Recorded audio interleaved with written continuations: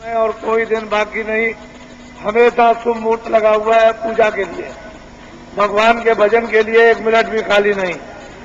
तो जहाँ पर शुद्धि है और शुभ मुहूर्त है वहाँ उसके लिए क्या सोचना, कुछ नहीं। बखेड़े खड़े मत करो, अपने आप इसमें फंस गए हो, अपने आप सुलझ जाओगे। दोनों काम आप कर सकते हो, उलझ भी सकते हो, सुलझ भी सकते हो। चलो चलो जल्दी से बच्चों, देर मत करो, जल्दी से आ जाओ।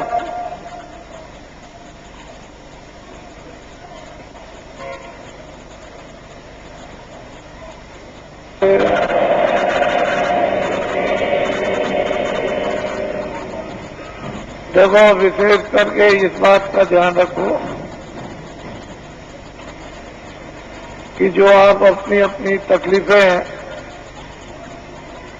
परेशानी, शारीरिक, परिवार की, समाज की या बाहर की, दफ्तर और कचहरियों की जो वर्णन करते हो वो सुना सब जा रहा है और उसका धीरे धीरे निराकरण हो जाएगा। बीमारी तकलीफों में धीरे धीरे आराम, क्योंकि आपने घर में इसको बुलाकर और बसा लिया है अपनी गलतियों से। बीमारियों के आने वाले दरवाजे आपने खोल दिए और जब बीमारियां प्रवेश हो गई तो आपके खून में ये पहुंच गई।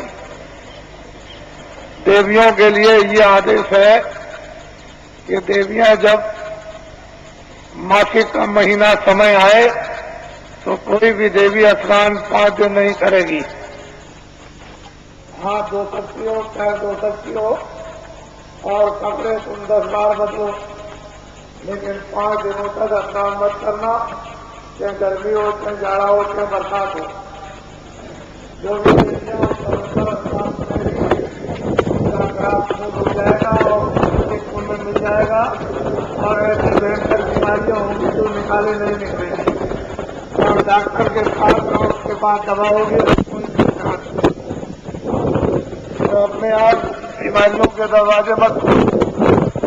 जो पुराने महात्माओं ने, प्राचीन महात्माओं ने जो एक पद्धति आपके निरोगता की डाल रखी है उसका पालन करो। जो गलती देवियां करेंगी उनको ये परिणाम स्वाभाविक भोगना पड़ेगा।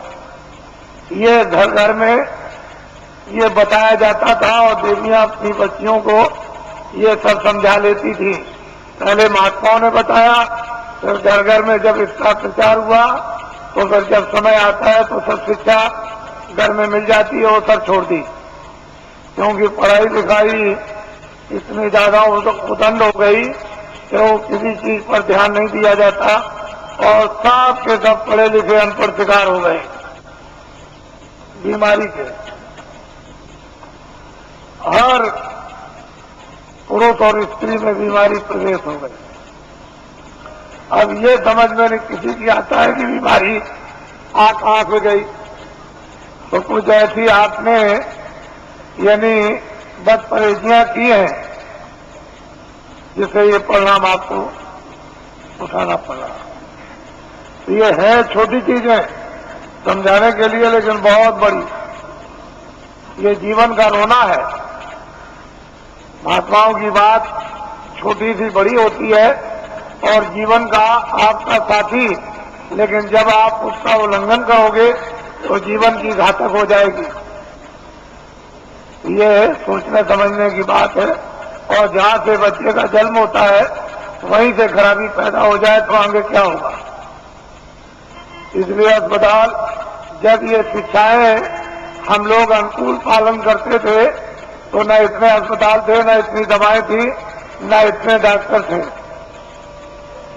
सब लोग स्वस्थ रहते। तो जल्दी से बच्चों चलो, देर मत करो, देर करने की जरूरत नहीं है। और पुरुष के लिए कुछ परहेज बताए गए थे, लेकिन वो उन्होंने खत्म कर दिया।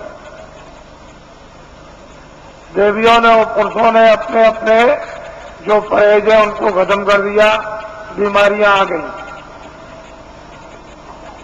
मैं तो ये समझता रहता हूं कि महात्माओं ने यदि ये शिक्षा समय पर अनुकूल शिक्षा न दी तो इतनी भयंकर बीमारियां आ जाएंगी कि अस्पतालों में न तो कोई दवा मिलेगी और न कोई बनाने वाला मिलेगा। इसकी रोकथाम डॉक्टरों के द्वारा नहीं, महात्माओं के द्वारा होना चाहिए, क्योंकि अगर रोकथाम इसकी हो जाएगी और जानकारी दे दी जाएगी तो लोग समझ जाएंगे, आने वाली पीढ़ी समझ जाएगी। चलो चलो बच्चों, चलो जल्दी से।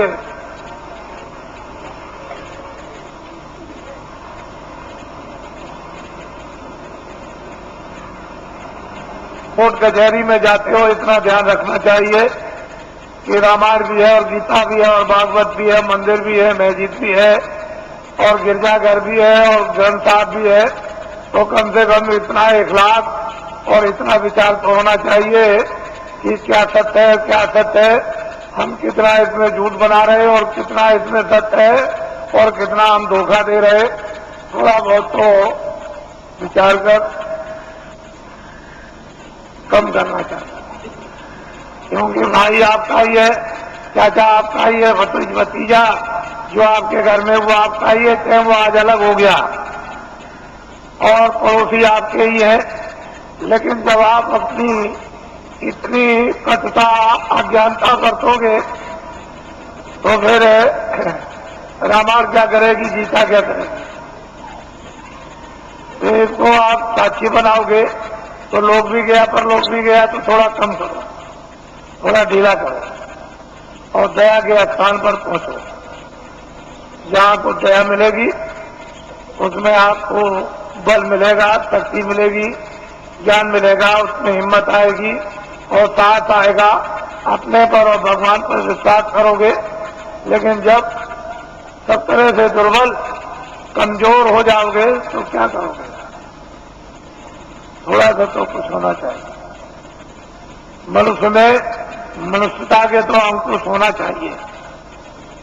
अगर ये बुद्धि के अंकुश मनुष्यता के नहीं रहेंगे विचार के तो बहुत मुश्किल होगा। तो आज जो देखने को आ रहा तीर्थ तो अलग है, मंदिर अलग हो गया, हनुमान गांव कुछ इबादत अलग, लेकिन कचहरियों में तीर्थ बन गया।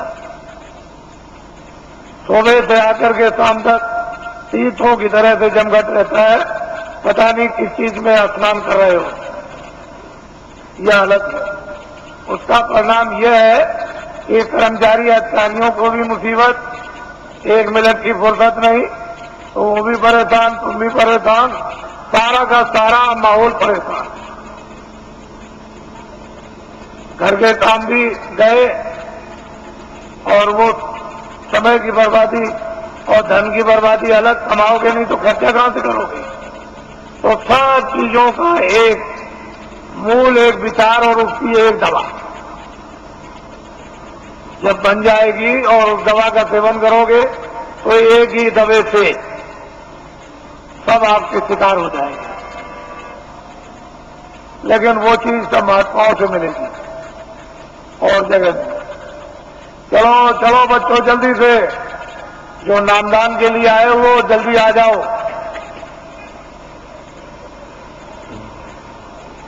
चलो चलो देर मत करो।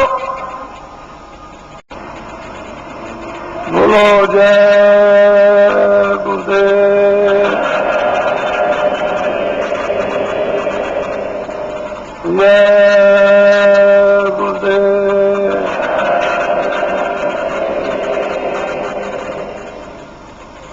जय गुरुदेव।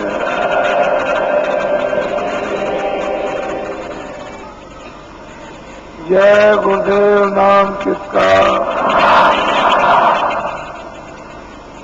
जय गुरुदेव नाम किसका,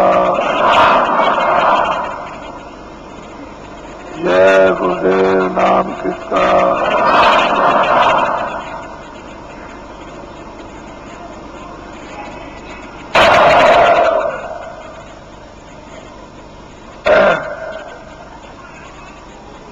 ये दिन और समय जो आपको मिले हैं वो आपके लिए एक सौभाग्य और अति पावन घड़ी है। जीवन में इस तरह का समय मिला नहीं करता। जो समय मिल गया उसका हम सब लोग लाभ ही प्राप्त करें।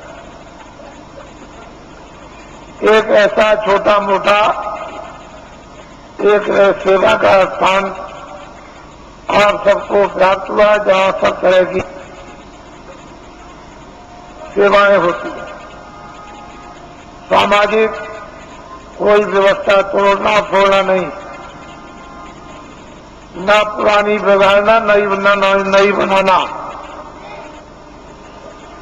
जो जो व्यवस्थाएं प्राचीन काल से ऋषि मुनि महात्माओं ने आपको निर्धारित करके उस पर स्थापित कर दिया, उसी के अनुकूल जो थोड़ी बहुत गंदगी और उसमें व्यवहारिक अज्ञानता आ गई, उसी का शुद्धिकरण करा लीजिए। बस अपनी अपनी जगह पर आ जाओ। कुछ नया बनेगा नहीं, कुछ पुराना बिगड़ेगा नहीं, और इसमें किसी को कोई परेशानी उठानी नहीं पड़ेगी। नए बनाने में परेशानी, पुराने बिगाड़ने में परेशानी। तो ये मुसीबत कौन मोले? ना आपके पास समय, ना आपके पास शक्ति, न मेरे पास समय, तो मैं ऐसा काम क्यों करूं? वो काम कर दिया जाए जिसमें छुट्टी हो जाए और सब लोग उसी डरे ढांचे पर आ जाए। और जो व्यवहारिक जैसे जन्म होता है, परवरिश होती है और अंत में उसकी प्रलय हो जाती है, उसी तरह का अब जन्म तो आपका हो गया और परवरिश हो गई, तो अब आपको क्या करना है ये जानकारी आपको होना चाहिए। क्या क्या दायित्व आपको अपने गृहस्थ आश्रम में प्रवेश होने के बाद पूरे करने हैं, ये जानकारी हो जाए। और इसी आश्रम में जब आप प्रवेश हो जाओगे तो उसी समय काल के अंतर्गत आपको क्या क्या करना अपनी आत्मा के लिए, जिससे शरीर का और अपनी जीवात्मा का दोनों काम हो जाए। ये भी इसका भी पूरा पालन पोषण और निरोगता और इसी में रहकर के जीवात्मा का जागरण और ज्ञान, साथ ही साथ मौत मरने के पहले मुक्ति और मोक्ष। यदि आपने ये काम गृहस्थ आश्रम में इसी समय के अंतर्गत आपने इसके लिए भी थोड़ा समय बचा दिया। खत्म होने की क्रिया तो सबने की है और सब लोग लोभ लालच में फंस करके और देर को उसको स्वाहा करना चाहते थे, लेकिन रूह को इसलिए बचाना अनिवार्य है। युग युग समय समय पर पड़ता है कि कर्म क्षेत्र भूमि है, यहाँ अधिकार कर्म करने का मिला, फिर इन्हीं कर्मों से प्रारब्ध बनेगी, आगे का भोग मिलेगा। भोग जब मिल जाएगा तो उसको भोग लो और उसी भोग के साथ साथ कोई और नया कर्म कर लो तो आगे का मिल जाएगा। और उसी के साथ साथ अगर आपने अपने आप को जगा लिया तो भोग भी भोग लोगे और इससे इसलिए छुटकारा पा जाओगे कि आगे कोई ऐसा कर्म आपके पास नहीं होगा जो दोबारा प्रारब्ध बन जाए तो आप निवृत्त हो जाओगे, कल्याण हो जाएगा। तो ये औषधि जड़ी महात्माओं के पास जब दे देते हैं तो पुण्य को नहीं जमा होने देते और पाप को। इनमें से दोनों आगे जब जमा नहीं होंगे तो आगे की प्रारब्ध नहीं बनेगी। जब प्रारब्ध नहीं बनेगी मनुष्य की 84 की नरकों की, तो फिर आगे तो छुटकारा जीव के लिए है ही, छूट जाएगा। पापी पुण्य की तो बेड़ी है, एक लोहे की बेड़ी और एक सोने की बेड़ी, लेकिन दोनों अगर बांध दिए जाए तो कोई काम नहीं कर सकता। दोनों बेड़ियों से छुटकारा हो जाए तो आत्मा, ये जीवात्मा न जल में न मरे, क्यों ये पीड़ा उठाए? तो इसकी जड़ी महात्माओं के पास है। और आप मनुष्य रूपी मंदिर में दोनों आंखों के पीछे आकर के जीवात्मा को उस समय पर बैठा दिया गया जब यहाँ वेदों में कोई भी विधान नहीं था।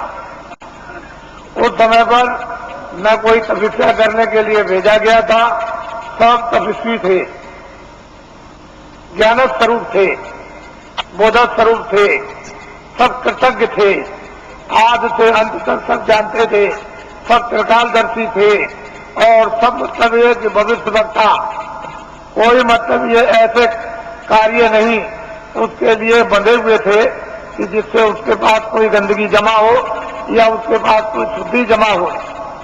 लेकिन बाद में जब ये विधान बन गया और विधान का वेदों के द्वारा डंडोरा पीट दिया गया और उससे अधिकार आपको देकर के ये भान करा दिया गया, ये अच्छा, ये बुरा, ये पाप, ये पुण्य है, और फिर जब आपने इसको किया तो फिर ये बंधन आपके लिए लगने लगा। जब जमा हो गया तो फिर इसका बंधन होगा, उसकी प्रारब्ध बनेगी और फिर उसके लिए आपको सजाएं अच्छी और बुरी भोगनी पड़ेगी, अच्छे को अच्छा, बुरे को बुरा। पहले जीवात्मा दोनों आंखों के पीछे बैठी थी और उसका वो हृदय जगमग जगमग जगमग जगमग ज्योति से पूर्ण था। कहीं भी किसी भी कोने में अंधकार का नाम और निशान नहीं था। वो तो हर वक्त जगमग जगमग जगमग जगमग पूर्ण शक्ति उसमें व्याप्त थी हर मानव में, चाहे वो स्त्री हो चाहे पुरुष हो, पूरी शक्ति थी, पूरा ज्ञान था, पूरा बोध था और मतलब सब प्रसाद कृतज्ञ थे किसी तरह का। तो जब आप मनुष्य मंदिर में बैठे हो और जीवात्मा का हृदय दोनों आंखों के मध्य भाग में, न इधर कंठ में है, न इधर हृदय में है, न इधर नाभि में है, न इंद्रिय द्वार में है और न गुदा चक्र में है, ये जीव का, जीवात्मा का हृदय दोनों आंखों के मध्य भाग में। अब यहाँ जो बैठी हुई है तो उधर से जब कर्मों के आवरण में लाकर ढक दी गई, बंद कर दी गई आंख और कान, तो फिर अंधकार ऐसे छा गया जैसे बादल जब छा जाते हैं तो सूरज, चांद और सितारों का प्रकाश लुप्त हो जाता। उसका मतलब यह है कि सूरज को, चांद को सितारों ने, बादल ने नहीं ढका, वो तो बादलों ने आपकी आंख को ढक लिया, इसलिए दिखाई नहीं देता। अगर बादल को आप साफ कर दो तो सामने आपके सूरज, चांद और सितारे, तो आपकी अंतर जीवात्मा की आंख और जीवात्मा के कान को ढक लिया और सुनना और देखना बंद कर दिया। अगर वो पर्दा बादलों की तरह से हट जाए तो परमात्मा और परमात्मा की सृष्टि सामने आती है। जब दिव्य नेत्र, ज्ञान चक्षु साधक का जब खुल जाता है और जब कान खुलते हैं और वो देवबाड़ी, ब्रह्मबाड़ी, वो अनहद बाड़ी और वो शब्द है और नाम जब प्रकट हो जाता है और कानों को सुनाई देने लगता है तो 24 घंटे एक क्षण भी बंद नहीं होता। हर वक्त काम करते रहो, लिखते रहो, पढ़ते रहो, खेती करो, दुकान करो, कुछ भी काम करो, देवियां खाना बनाए, घर का काम करे, बच्चों की सेवा, 24 घंटे सुनाई देता। ऐसा रस, एक रस बरसने लगता और 24 घंटे चेतना रहता है। सोते में भी बरसता, वहां भी चेतना है और वो तंद्रा अवस्था में सो लेता है। जैसे ऐसा मालूम हुआ कि न मैं सोया न मैं जगा, ऐसी तंद्रा अवस्था में वो लेट करके अपनी नींद को पूरा कर लेता है। बस इतनी थकावट आती है, वैसे तंद्रा में भी चेतना रहती है।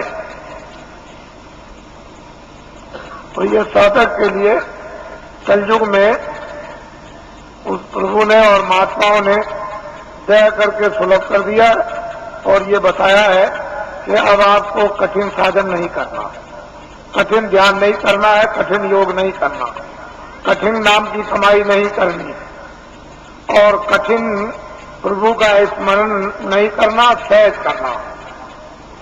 और सहज ही से तुम नाम पर सवार हो जाओ। नाम एक रेलगाड़ी, हवाई जहाज है और वो इतनी तेज रफ्तार से आता और जाता है कि इसकी कोई कल्पना लेखे जोखे में किसी तरह गणित में नहीं कर सकता।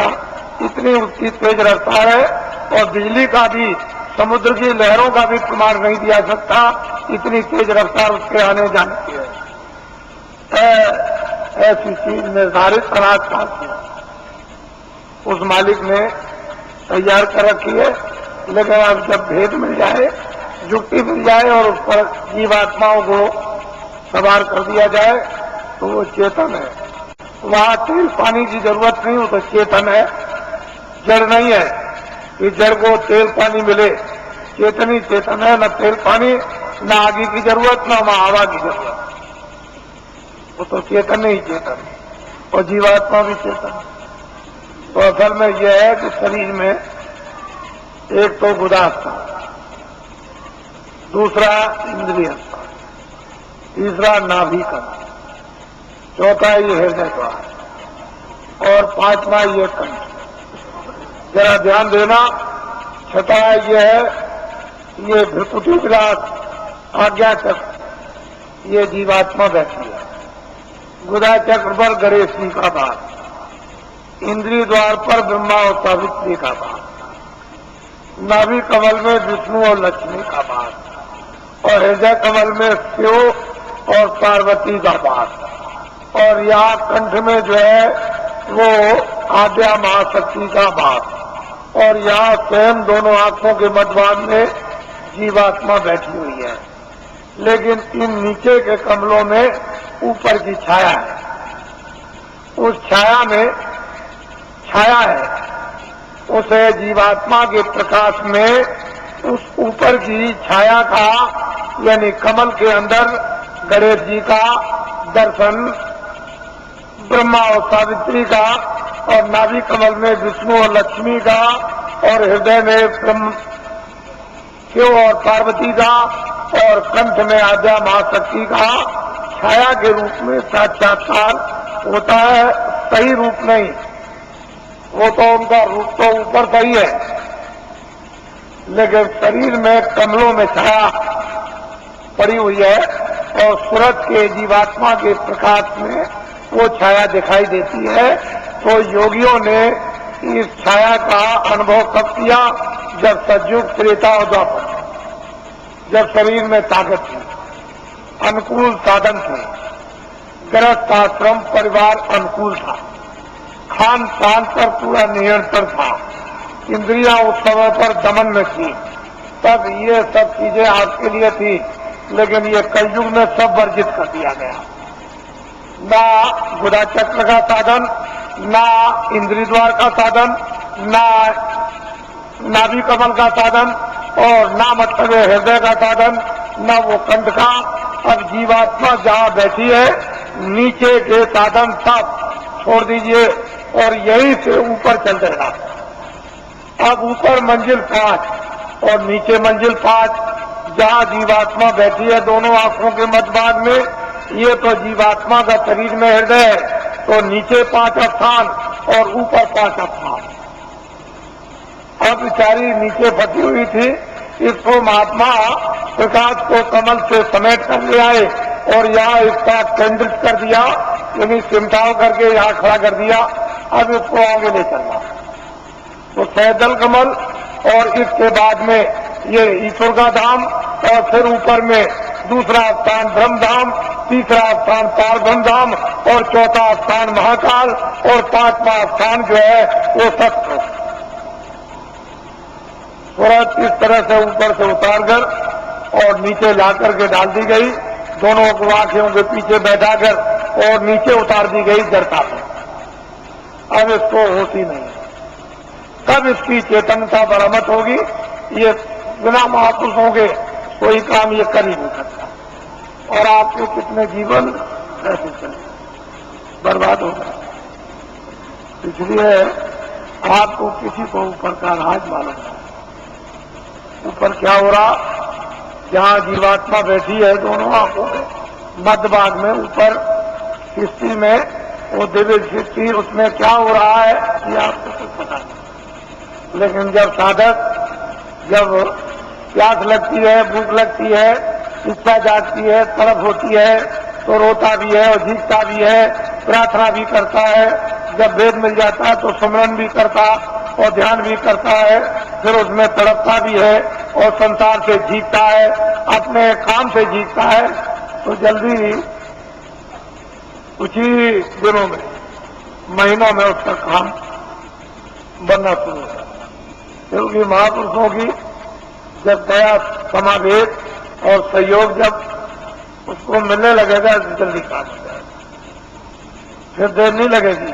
इसलिए महापुरुषों की दया और उनका सहयोग, उनकी शक्ति का अवश्य ही लेना पड़ेगा, क्योंकि अपने पास तो कुछ है नहीं। जब उनसे कुछ लेंगे तभी काम होगा, बगैर उसके नहीं होगा। तो मैं ये काम तो मामूली समझता हूं, इस काम को तो कुछ नहीं समझता। बस केवल इतना ही है कि आप खड़े भर हो जाओ तो ये काम कुछ नहीं। ये भौतिक काम, सांसारिक काम, गृहस्थी का काम, खेती का काम, दुकान का काम और दफ्तरों का काम, ये काम कुछ नहीं है। इसको तो आप करो निमित्त मात्र। इस पर भी एक पैर रखो, उस पर भी रखो। ये गृहस्थाश्रम है शरीर रक्षा का, तो एक नाव पर इस पर पैर रखो, ये गृहस्थाश्रम की, ये बाल बच्चों के पालन पोषण और परिवार और समाज, इसकी सेवा के लिए एक नौका ये, और एक ये नौका है जीवात्मा को पार होने की, ये नौका है शरीर रक्षा की। तो जब महात्मा मिल जाए तो धीरे से दोनों पर पैर रखवा देते हैं, इस पर भी जमाए रहो, इस पर भी जमाए रहो, और दोनों पर बैलेंस अभी बराबर रखो। अभी तो आपका एक पर है, एक ही पर है, तो उन्होंने कहा नहीं, ये देखो नाव परमार्थ की, इस पर भी रख लो, ये स्वार्थ की नाव है, इस पर भी रखे रहो। इस पर तो धीरे धीरे अपने उपदेश के द्वारा और दया के द्वारा और शक्ति के द्वारा धीरे धीरे वो जो स्वार्थ की नाव है सांसारिक, उसका जरा सा पैर का हल्कापन और परमार्थ पर जरा वजन ला दिया, बस आपकी स्वाभाविक गिरा होने लगा। ऐसा इन्हीं इच्छा नहीं, अरुचि होने लगी, तो धीरे धीरे धीरे धीरे उस पर जमाव होने लगा। शरीर की ताकत का एक पर जमाव, अब वो इस तरह का आपका हो जाएगा कि इस पर तो जमा हो गया और ये निमित्त मात्र रह गई। बस जब तक रहो तब तक ये निमित्त मात्र बस लीजिए, तो ये अंदर में उस पर जमाव कर लो और ये तुम्हारा इसको बिगाड़ना नहीं। तो इसलिए हमने तो कोई ऐसा काम रखा नहीं है कि आपको गृहस्थाश्रम का कोई काम बंद करना है। कपड़े पहनो, खाना खाओ, खेती करो, दुकान करो, दफ्तर करो, बच्चों की सेवा करो, आए गए का सत्कार करो, और जो भी रस्म रवाज उसको भी करो, ये सब करो। हमने सब प्रकार रखे, किसी काम को बंद नहीं किया। और ये है परमार्थ। यहां बैठ करके आप इधर से अपने ध्यान को हटा दो, थोड़ा खेती से, दफ्तर से, दुकान से, बच्चों से, इनसे उनसे थोड़ा 2 मिनट, 5 मिनट, 10 मिनट के लिए यहां जाकर के मन को, बुद्धि को, चित्त को यानी जीवात्मा के साथ में इसको लगाकर वो थोड़ा सा सहयोग, बस इतने में काम है।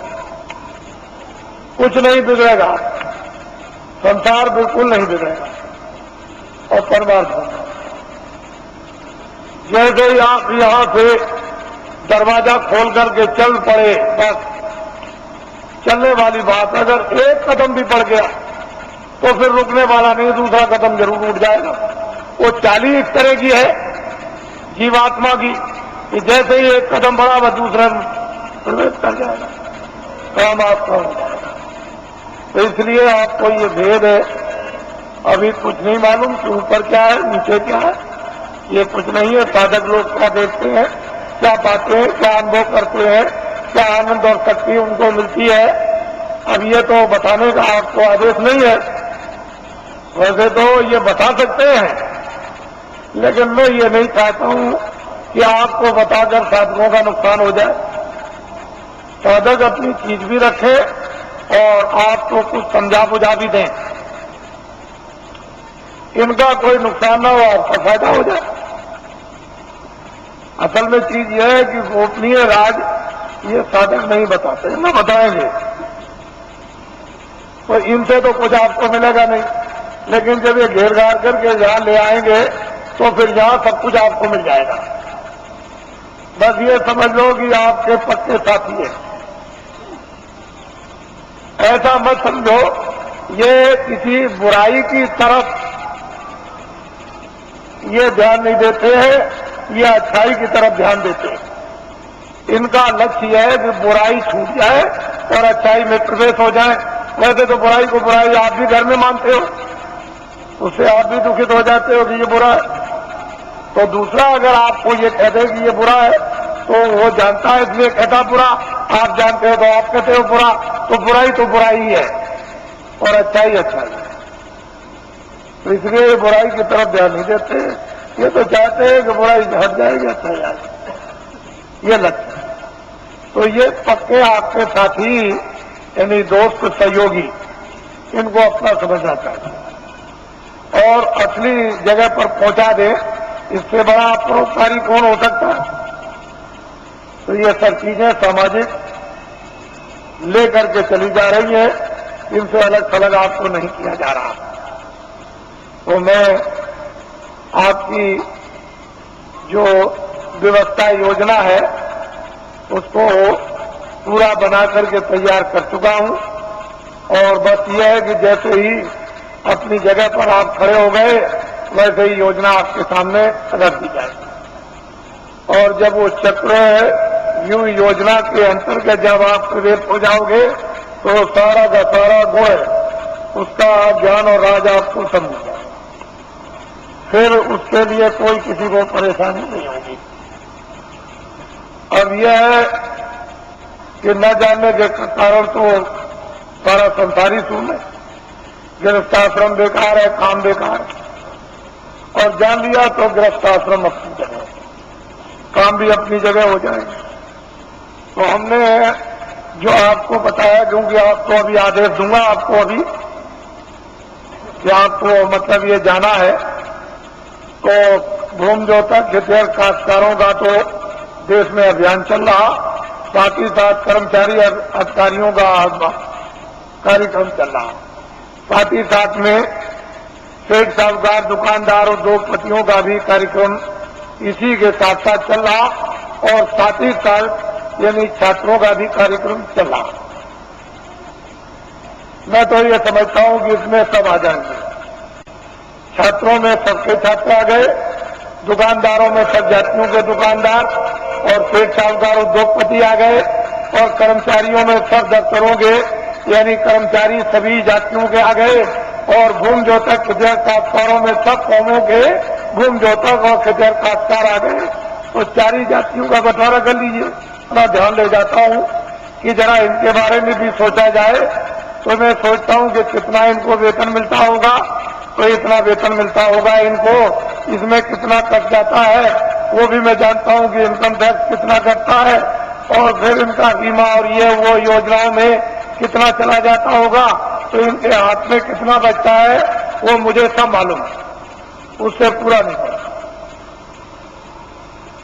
बिल्कुल पूरा नहीं पड़ता। जजों का सुप्रीम कोर्ट के पूरा नहीं, हाई कोर्ट के पूरा नहीं, डिस्ट्रिक्टों का पूरा नहीं, डीएम का पूरा नहीं, एसपी का पूरा नहीं और इनका पूरा नहीं और उनका पूरा नहीं, तो छोटे कर्मचारियों का उनका तो बिल्कुल ही पूरा, क्योंकि महंगाई तो सब पर समान है और टैक्स भी सब पर समान है। तो असली बात यह है कि जो सरकार, जो राजा अपने मजदूरों पर टैक्स लगा दे व्यवसाय कर, वो सबसे गिरा हुआ राजा, उससे गिरा हुआ कोई नहीं हो सकता। उसका ज्ञान खो गया, उसकी कला कौशल खो गई और उसकी योजना खत्म हो गई। जो राजा अपने मजदूरों पर व्यवसाय कर लगा दे, अरे कर्मचारी अधिकारी जो बेचारे काम करते हैं, ये कौन है? मजदूर। 15 दिन 14 दिन की छुट्टी ले ले और छुट्टी साल की खत्म हो जाए, डॉक्टरी भी बीमारी की छुट्टी खत्म हो जाए, तो जब ये छुट्टी लेते हैं तो इनकी मजदूरी कट जाती है, यानी पे कट जाती है। तो ये सब लोग मजदूरी के लेके जोखिम में आते हैं। व्यवसाय का मतलब यह है कि 10 रुपए घाटा और 1 लाख रुपए मुनाफा, यह है व्यवसाय, यह है मजदूरी। व्यवसाय अलग है और मजदूरी अलग है। तो ये कह करके अगर लगा दिया जाए कर्मचारी अधिकारियों पर कि यह है व्यवसाय का, तो ये मर जाएंगे।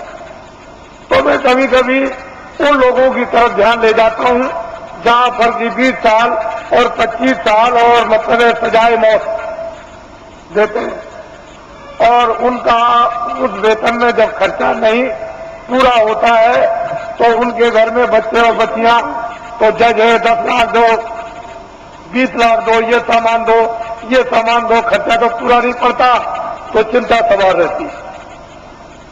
अब जब इसको घर की चिंता सवार बच्चे बच्ची की होगी तो न्यायालय में बैठ करके, यानी मतलब ये स्वच्छ है, यानी निर्बल बुद्धि से कैसे न्याय कर सकेंगे, क्योंकि वो परेशानी चिंता में गिरे हुए।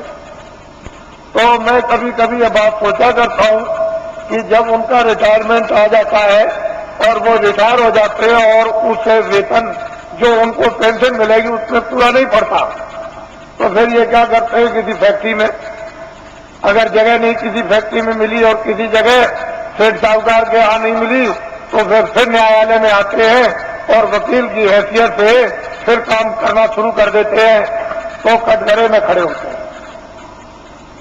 और फिर इस तरह से वही जज जो हाई कोर्ट के थे या सुप्रीम कोर्ट के थे, खड़े होकर कटघरे में मुवक्किल की तरफ से फिर सलाम करते हैं।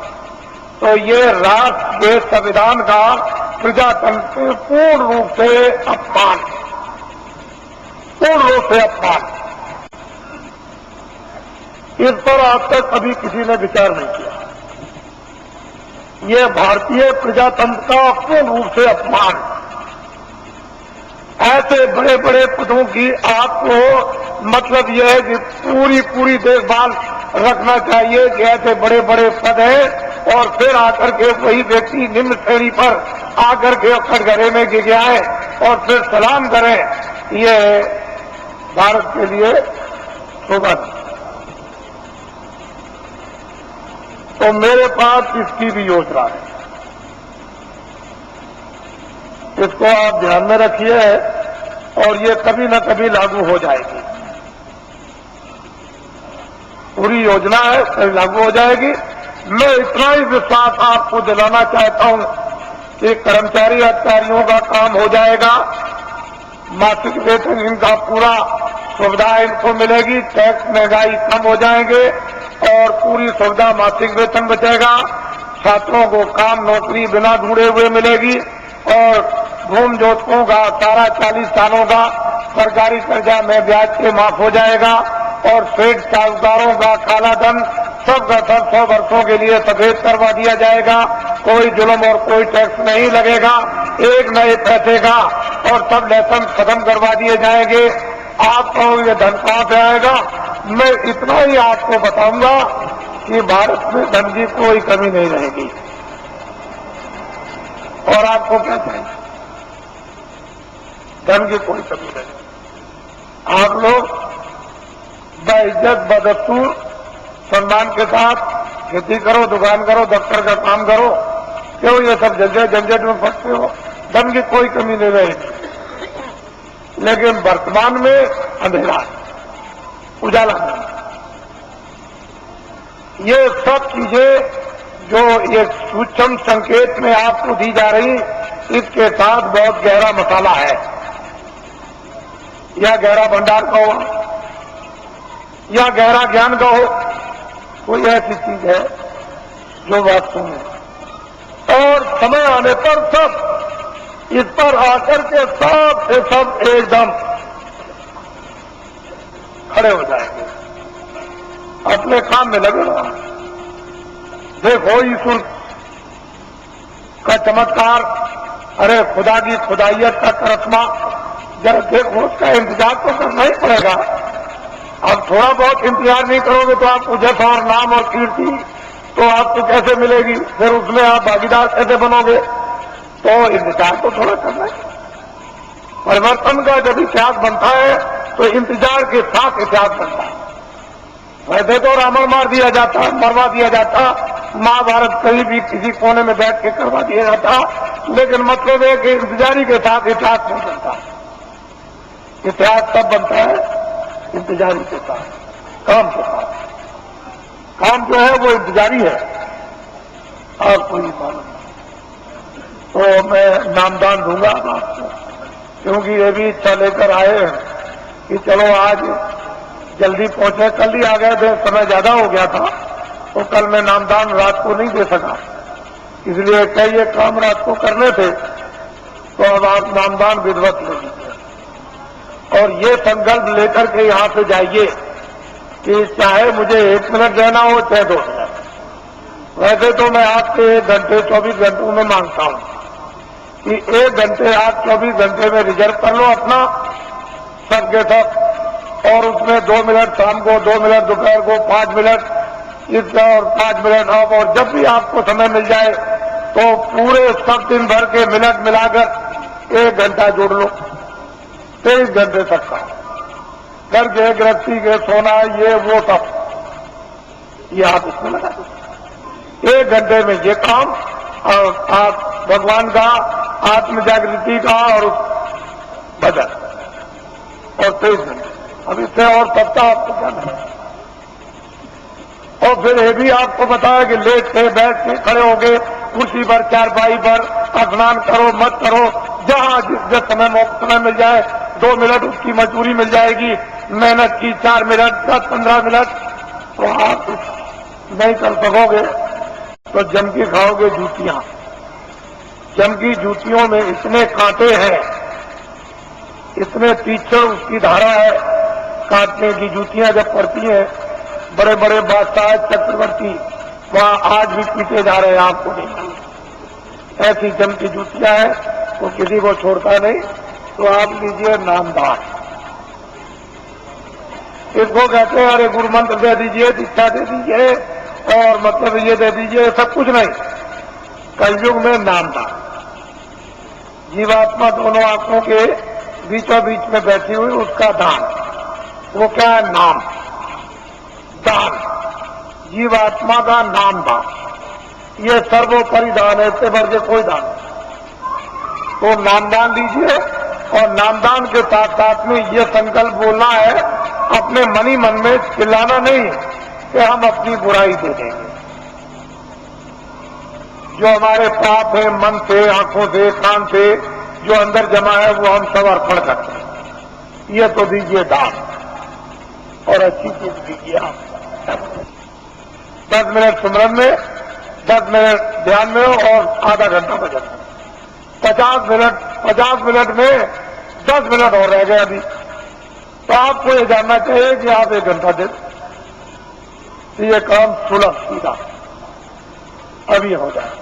अब कहीं भी कोई बंधन नहीं है किसी तरह का भी, लेकिन बंधन किस बात का है कि 24 घंटे में आपको समय देना, ये तो बंधन है, बाकी बंधन नहीं है। ये जरूर बंधन है कि नशीली वस्तुएं आप सेवन मत करना, और जितना भी घी, दूध, फल और फ्रूट और अनाज है उसको दिन में 100 बार खाओ, लेकिन गंदी वस्तु खाना, ये ध्यान रखना। बाकी तुम दिन में 100 बार खाओ, हम मना करें तब आप खाओ। भजन करना है आपको जरूर, वो तो 24 घंटे में, उससे तो आपको छोड़ना नहीं है, बाकी 23 घंटे करके काम करो, इसलिए समय आपको देना। और जो भी आपको सुलभ समय मिले, सुबह दोपहर शाम को या आगे पीछे जब भी, उसको दीजिए आप, तो जल्दी काम हो जाए। तो यह है ये शक्ति का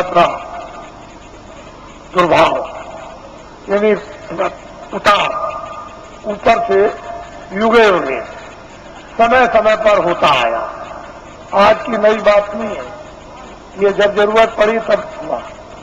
तो ये चीज आपको नामदान, और टाट वालों को ये जिम्मेदारी दी गई है, जो पहले के नामदानी की इनको लिखा देंगे और इनको भजन बताएंगे, ध्यान बताएंगे, सुमरन बताएंगे।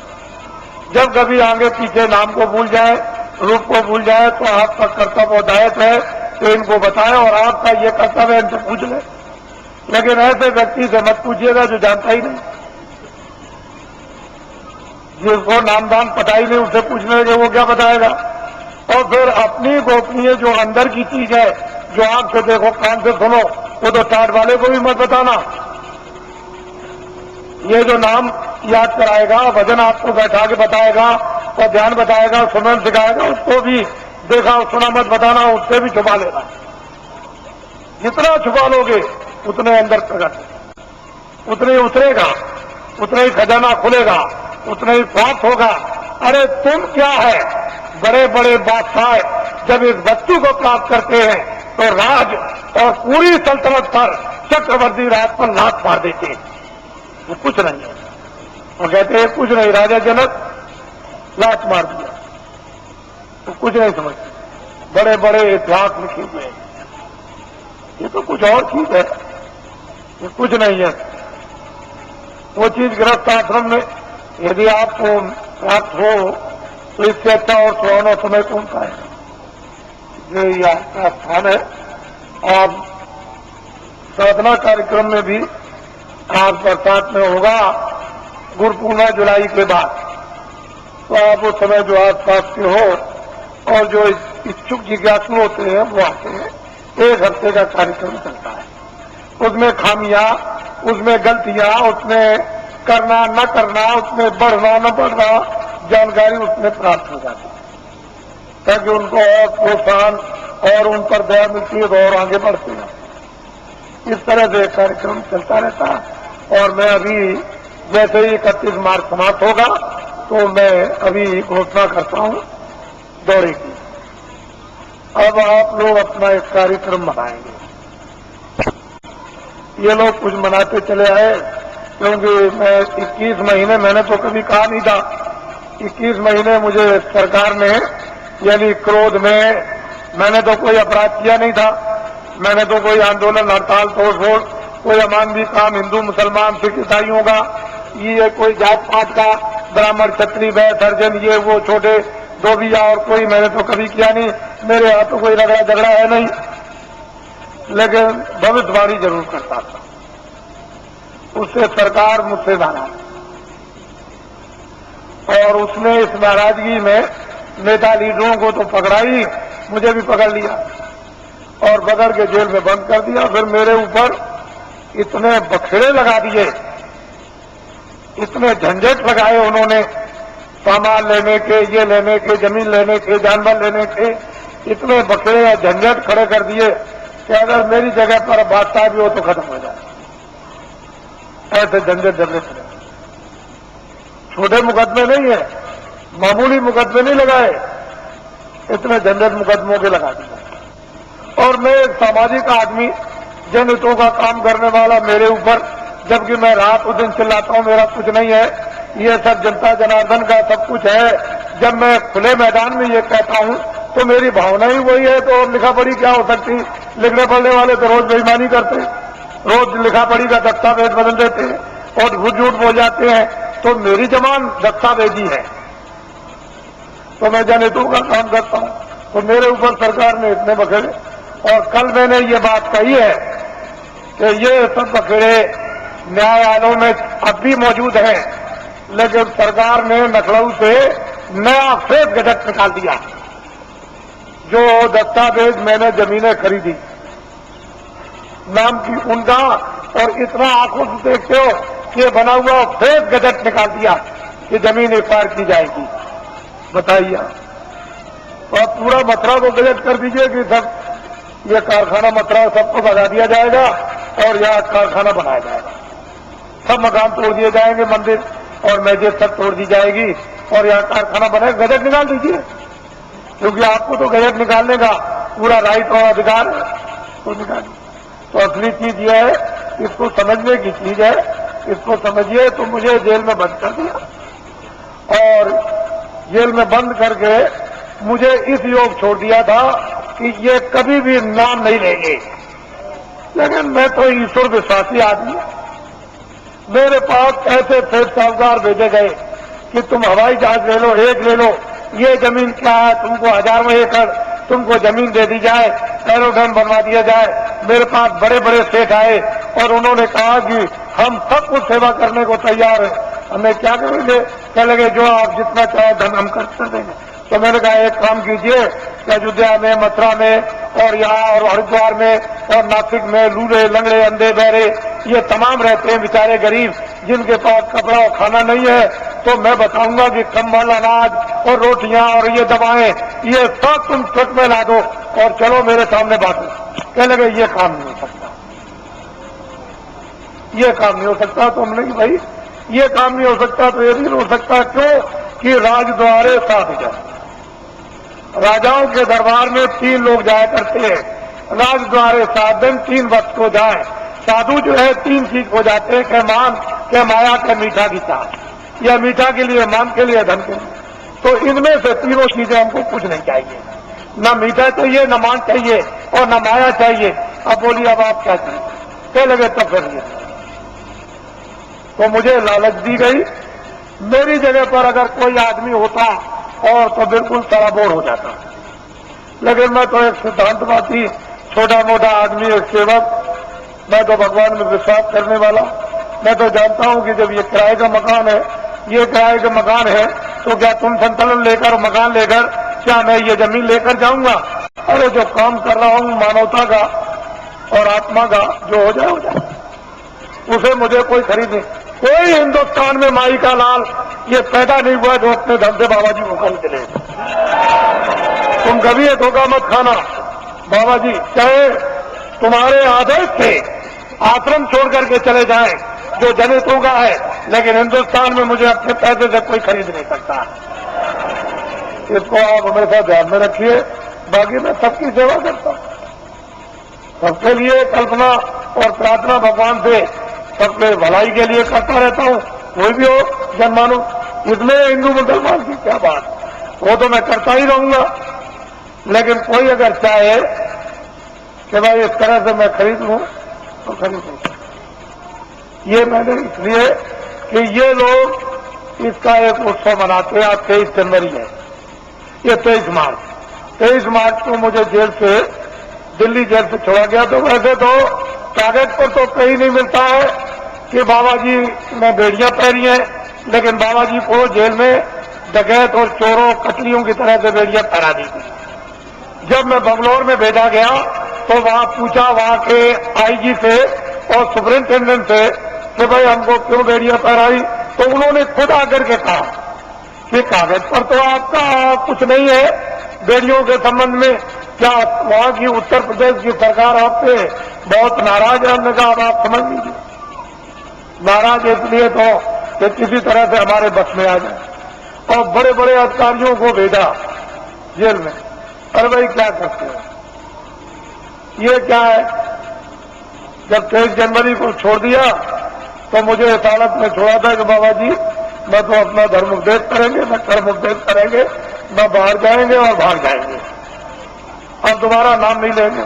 लेकिन अब तो मैंने इतना जनमत तैयार कर दिया कि किसी राजनीतिक पास और किसी धार्मिक के पास इतना जनमत देश में है ही नहीं, इतना जनमत नहीं है। जब मैं जेल के अंदर था और उस समय पर आपने कुछ समय के बाद जब अभियान छेड़ दिया था कि जेल भरो आंदोलन और 20, 25, 30 हजार आदमी चले गए जेलों में, और वो देवियां जो अपने बच्चों को यानी आज पैदा किया बच्चे को उठा के और शोर से चली गई जेल में, और वो बेचारी जो बच्चा पैदा होने वाला जो आज ही कल में जेल में चली गई और बच्चा जेल में हुआ, अगर स्त्रियां अपने एक दिन के बच्चे को उठा के जेल में जा सकती है और वो देवियां जो कल बच्चा जेल में पैदा होगा वो जेल में जा सकती है, तो अब तो बहुत दूर गाड़ी हो गई।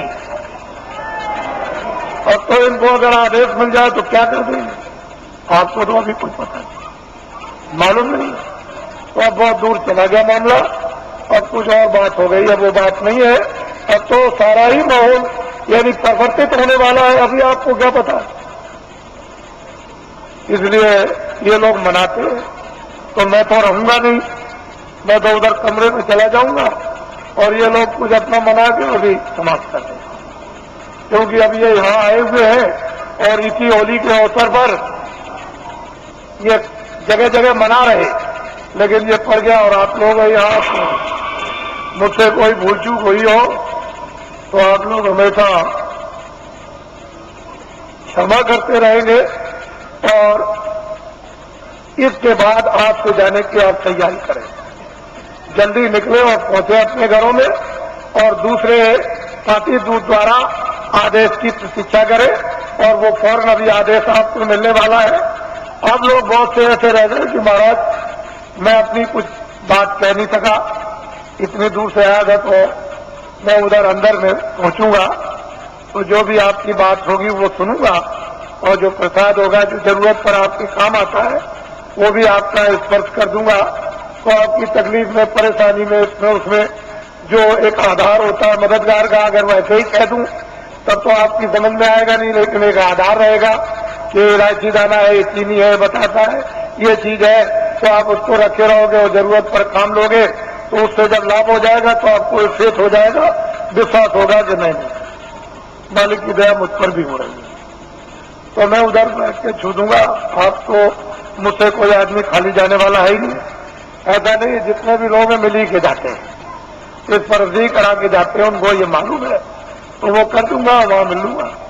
और अब तो मुझे आप थोड़ा यहीं नीचे रहूंगा, आप बैठे रहेंगे, कोई खड़ा नहीं होगा, मैं यहीं अंदर ही बैठूंगा यहीं ऊपर सीढ़ियों पर, तो आप सब बैठे रहेंगे।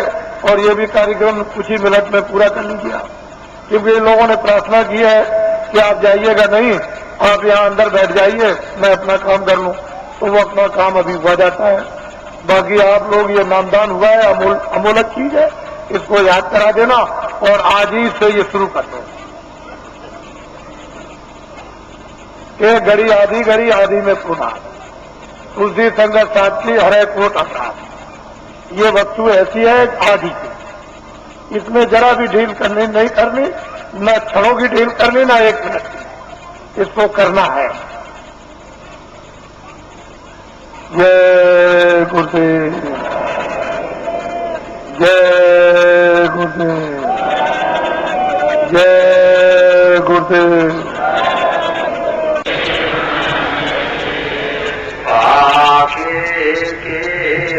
जन्म के साथी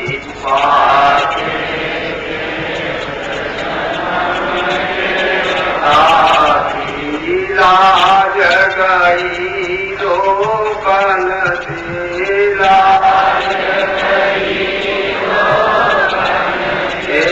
ममता छून गई मेरे मन के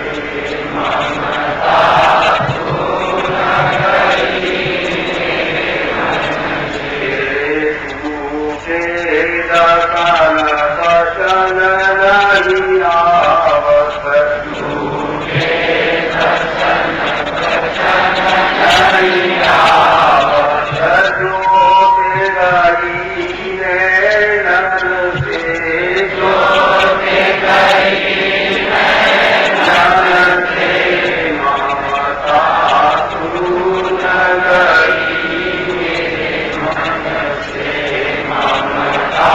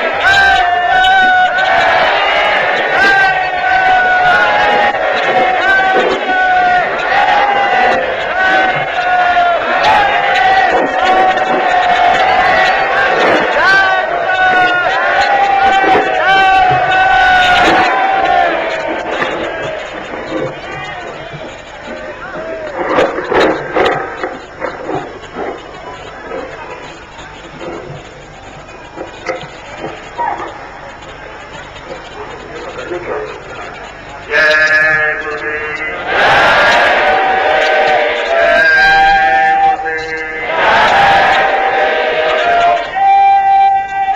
हमारे तिवारी जी ये झंडा को फहराएंगे और ये झंडा हमेशा रहेगा। जय गुरुदेव नाम का झंडा जब तक रहेगा, जब तक ये पृथ्वी रहेगी।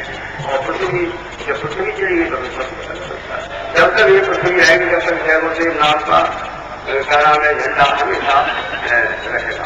और किसी की छाया में बैठ करके हम लोग सब आनंद से अपना स्वागत और परमार्थ गौरव। जय जय